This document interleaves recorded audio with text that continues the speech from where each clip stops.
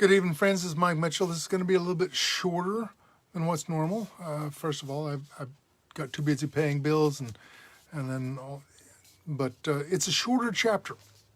This is again Michael Hyatt's the Vision-Driven Leader chapter. Question 5 is a little bit shorter than the others. It just asks, does it inspire? Moved people move people. Once you have inspired yourself, you've caught a vision. I mean, that's what we've been talking. Quick recap. We began with the definition between a leader and a manager. The leader is the one who casts vision for where you're going.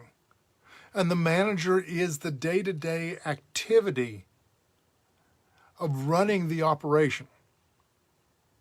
And a lot of times when you have just a manager who doesn't have vision, the trouble is you're going to manage yourself as you've always been doing, but not going to spend enough time figure out if that's the right direction.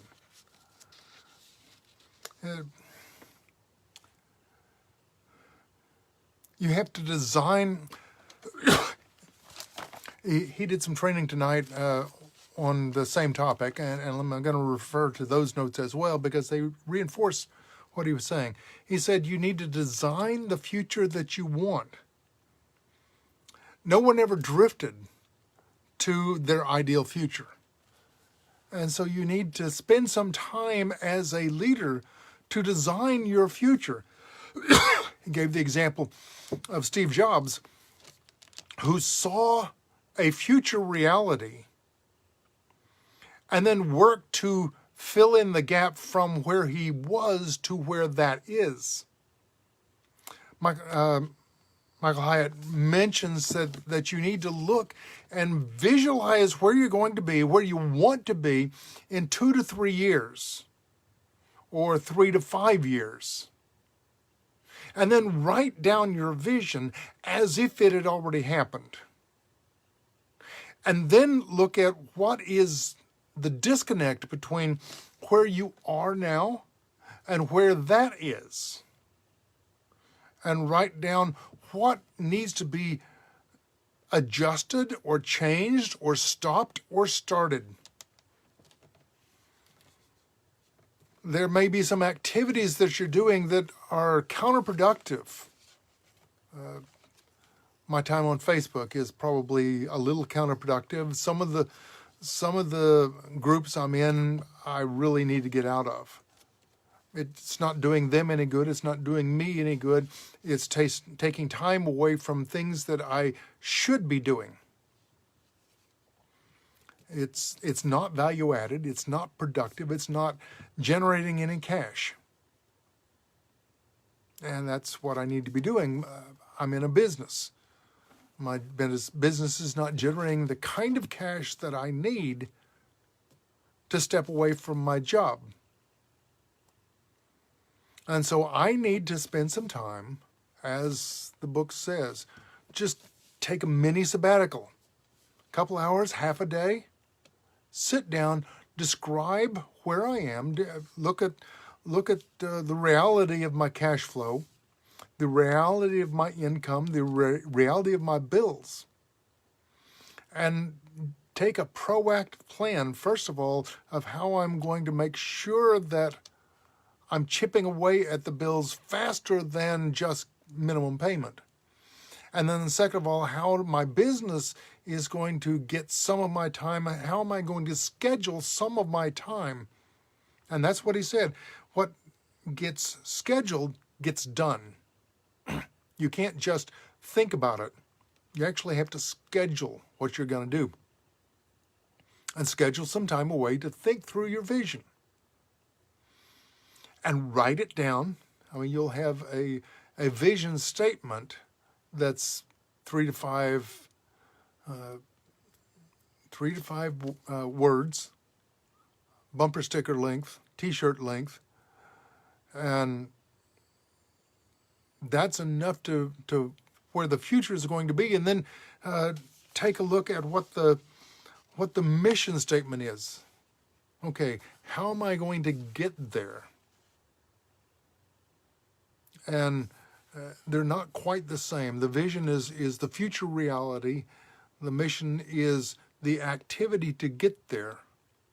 And then you manage the details. And he recommended that we, I'm going to take a minute and pull up what I should have pulled up.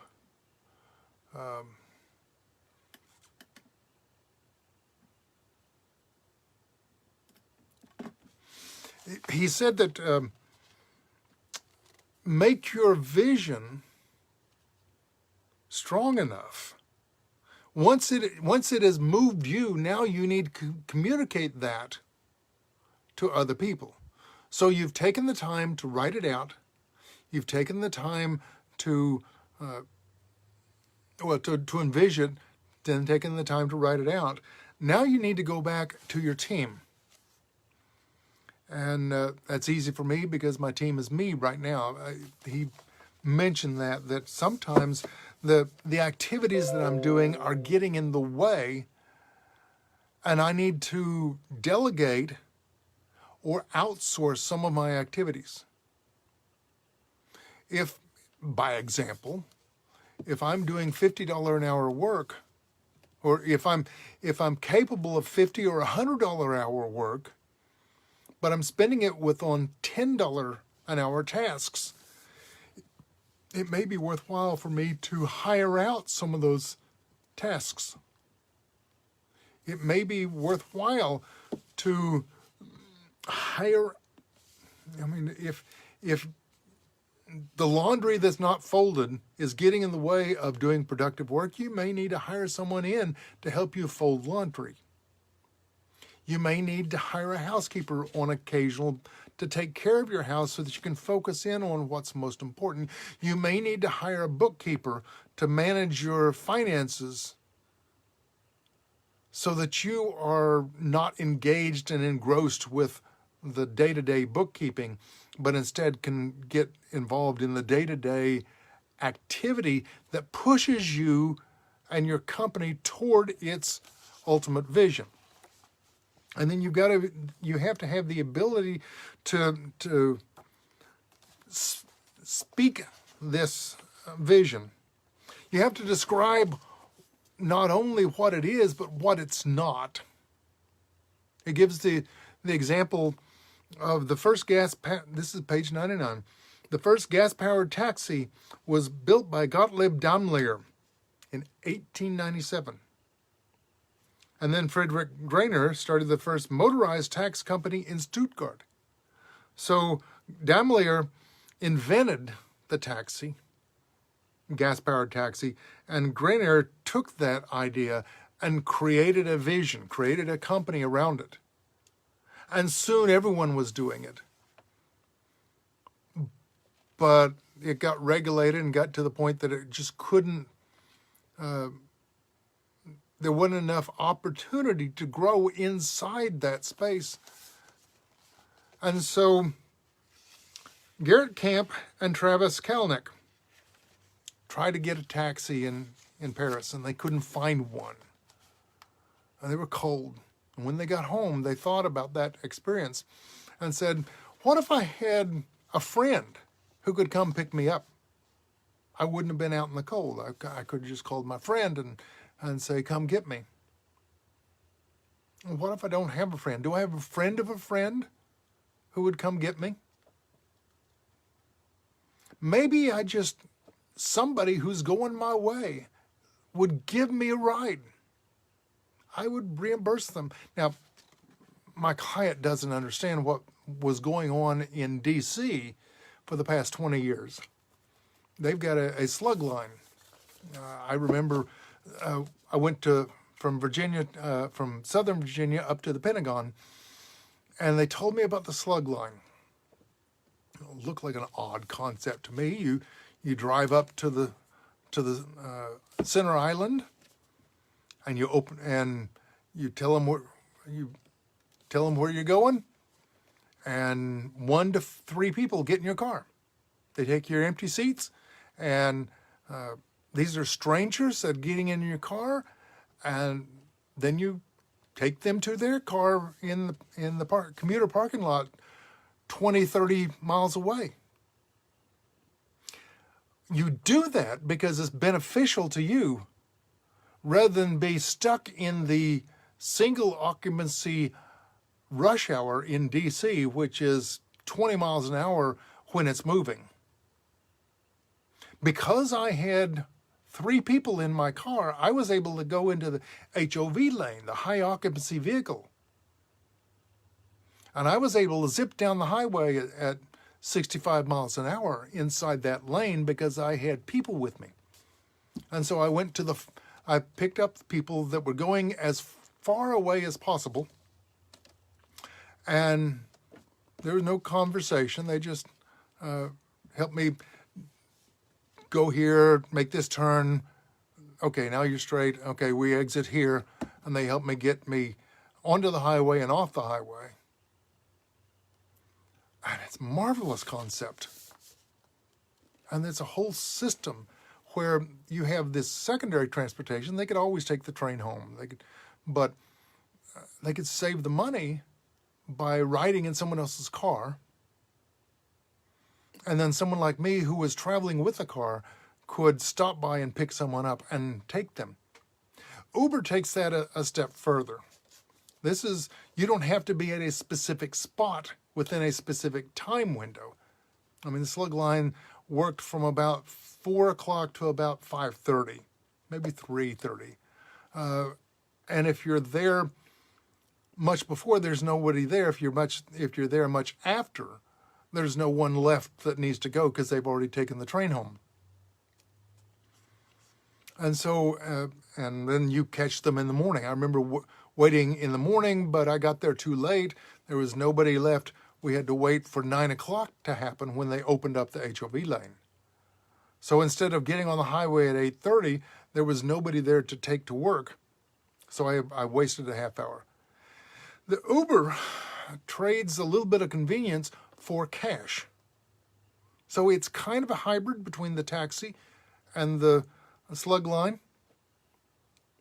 But it provided, he took the taxi idea and said it's not a taxi because they don't own the cars. They don't own the drivers. They own an app that connects a driver to a passenger. And so that you need to describe what it is that it's not. And you sometimes have to give an explanation of what it could be or what it's kind of like, because people might not understand. Well, what do you mean I'm going to get into a stranger's car and he's going to take me where? What? You know, I'm going to book it on my phone. How do I know that they're going to be there?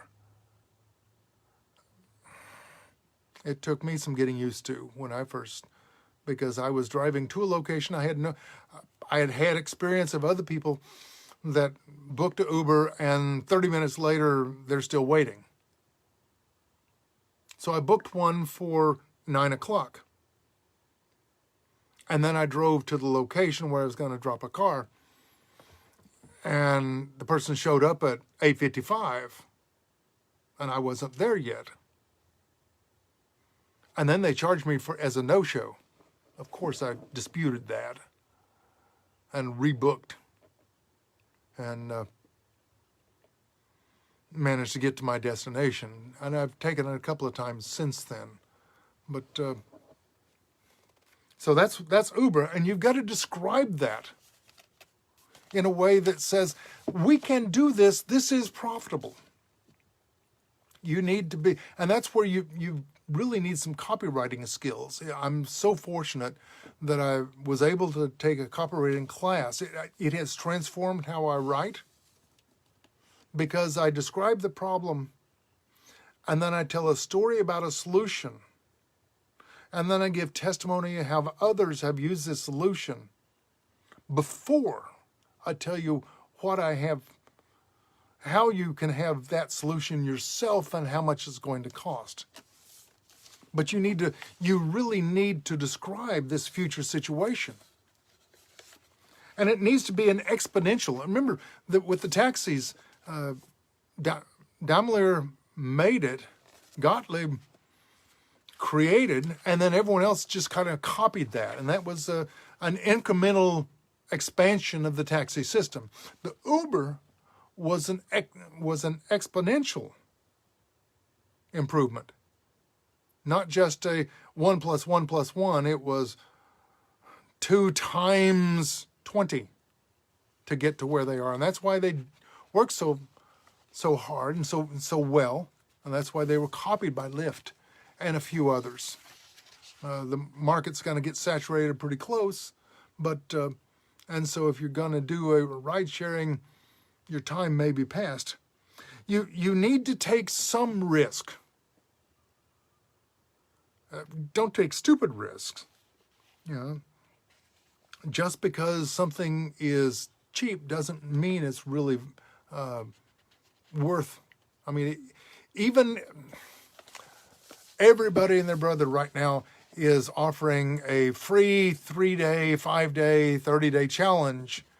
They're offering free training. And you know that they're going to offer something at the end. And by and large, what they're offering is not much different than what they've just sold you. But it's $1,000. It's only $1,000. This is what I normally have I've charged other people $3,000 for, and now I'm going to give it to you for only $1,000. And it's worth. Well, they put some price on it. If you get to the bottom, down into the $30, $50 things, the prices are so, well, this is really a $20,000 that you're going to have for only $49. That's stretching it. But if I can show you, as I can with the still unpublished, I'm sorry, job search course, where I can show you where the jobs are hidden and how to find them. I can show you how to raise your ask. And if you can get $1 an hour more,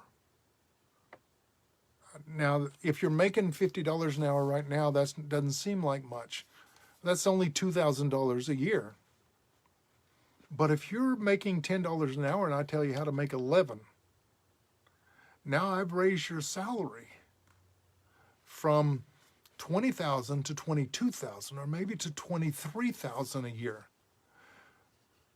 $2,000 a year over the course of a 30-year career, $60,000 with inflation, with salary bumps, you're probably talking $80,000. And so you need to describe that future reality to people before you say that you're going to charge $500 to learn the secrets. They might not be able to afford the $500. Maybe you break it up into payments. Maybe you do it as a membership site where they are dribbled the content over a space of weeks or a space of months, and you charge $100 a month or $40 a month and dribble the content over a number of months. And most people will stay 6 to 8 months. If it's a job search, you have to show them that why they need to stay past getting the job that they wanted. You've got to show them how to leverage that job into the next job. I'm off on a tangent. So show them how to take risks without taking stupid choices. You need to show them what it is, but not necessarily how they're going to get there. Remember, Kennedy told us that we were going to go to the moon. He didn't tell us how we were going to get it done. We were having trouble getting off the ground. And he said we're going to go to the moon. We couldn't figure out how to get out of orbit or how we were going to get back. Kennedy was not a scientist. He cast a vision. He cast the what and left it to the scientists and the engineers to give him the how. I've heard it said from others that the job of a leader is to create opportunity for the people and then get out of their way, remove the obstacles for them to do the job that they were hired to do. The job of a leader is to focus their attention on the most important tasks, to do what is necessary, the 2 or 3 most important things, because there's other things that can occupy your time, as I've said before. Page 108. Most organizations are supremely organized around day-to-day operations.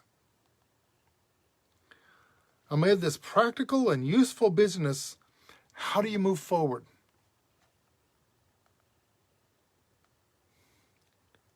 How do you reimagine and reinvent ourselves?